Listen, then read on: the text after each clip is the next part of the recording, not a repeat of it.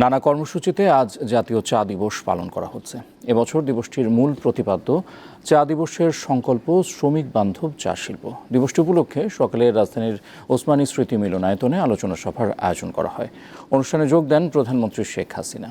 অনুষ্ঠানে চা শিল্পে বিশেষ অবদানের স্বীকৃতিস্বরূপ 8টি ক্যাটাগরিতে বিভিন্ন চা কোম্পানি ও ব্যক্তিকে জাতীয় চা পুরস্কার 2024 প্রদান করেন প্রধানমন্ত্রী।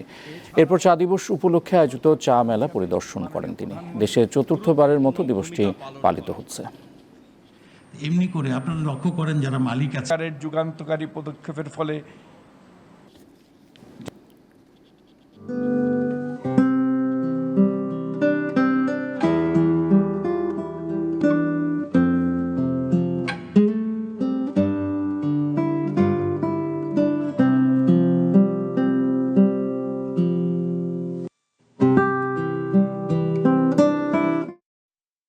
চাকে বহুমুখী করা এবং অ্যারোমা টিটা তৈরি করা, যেটা বিদেশের চাহিদা কিন্তু অনেক বেশি এখন।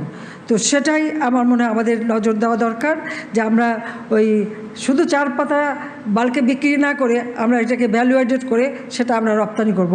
তাতে আমাদের লাভ, যে আমাদের বৈদেশিক মুদ্রাও অর্জন হবে, আর যারা এখন ব্যবসা করেন তাদেরও ভালো একটা উপার্জনের সুবিধা হয়ে যাবে।